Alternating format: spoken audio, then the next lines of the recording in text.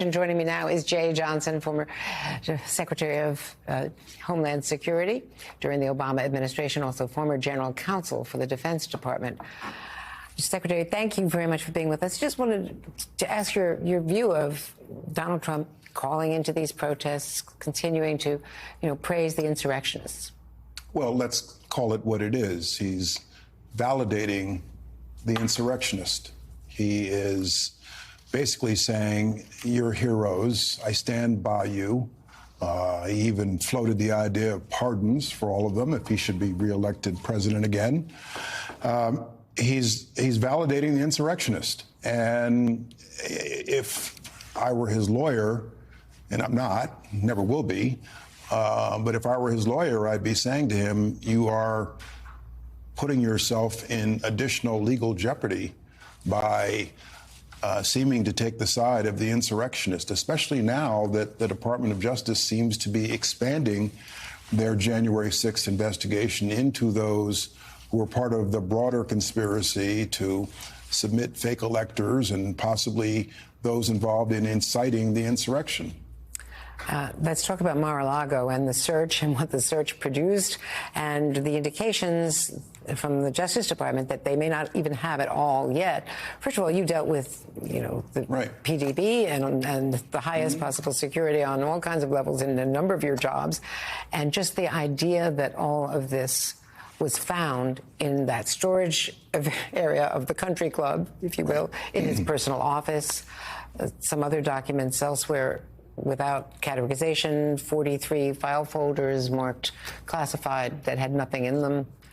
We don't know what was in them and where that is. Just the way everything was held, and held in the private residence and country club. Well, two thoughts. One, when I look at this photograph of these cover sheets, if you're in national security, you acquaint those cover sheets with things you see in a SCIF, a highly secure room with no windows, no cameras, no telephones except for a secure phone. And to see them strewn about in a country club, it sort of defies belief for those of us who've had to handle those things.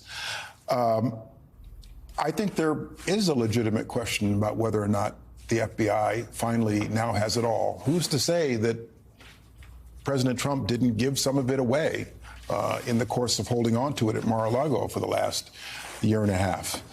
Suppose he gave some of this stuff to some author who's writing a book, for example. Well, how do they do a damage assessment? How do they know whether or not he discussed it, whether he was attempting to monetize it, whether these were just souvenirs, whether he showed it to people?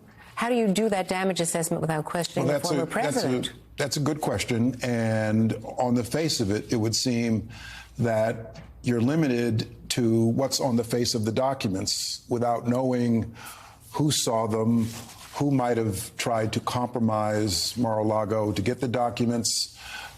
It does seem apparent from the affidavit, the unredacted portions, that there are sources of human sources of information who might be giving the FBI information about who may have seen these documents. But my guess is that the damage assessment will have to be limited to what's on the face of the documents. And there'll be a lot of speculation about who might have seen them.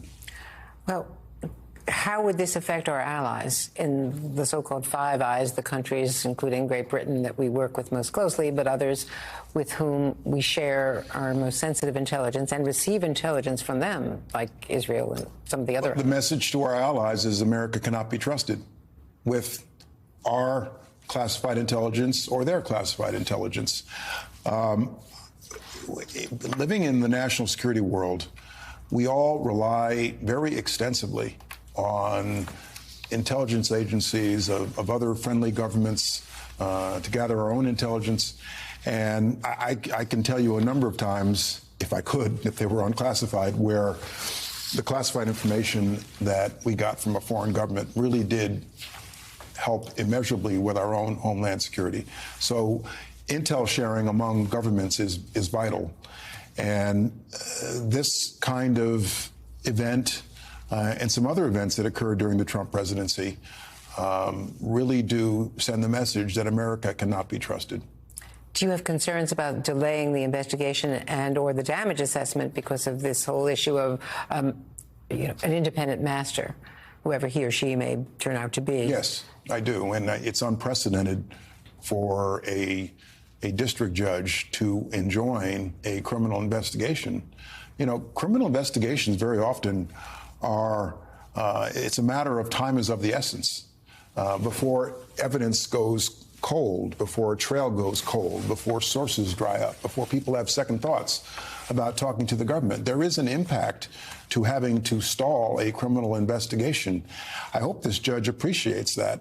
It's not simply a matter of just pencils down.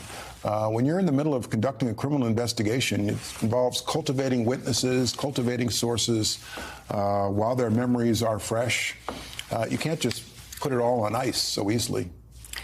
I also want to ask you about this new book by Geoffrey Berman, who was forced out of being the U.S. Attorney for the Southern District of New York and is alleging that Bill Barr, the former Attorney General, pressured him to indict prominent Democrats, including John Kerry on the Logan Act, and also Greg Craig, former White House counsel, who was indicted when, Jeff Berman refused. He was indicted the by Southern District took a pass, right? And so he was indicted here in the District of Columbia and was quickly acquitted, but at great personal cost to his reputation, his job, and a lot of other things. So what about the politicization of prosecutions from the former Attorney General? I used to be an assistant U.S. attorney in that office. I was hired in 1988 by Rudy Giuliani. I served for 3 years there, 1989, 1991. I believe Jeff and I overlapped for a period. And the notion of that kind of message coming from Main Justice in Washington was so unheard of. First of all, Southern District of New York considers itself, and always has, fairly autonomous. And I was in public corruption. And we prosecuted and investigated Republicans and Democrats.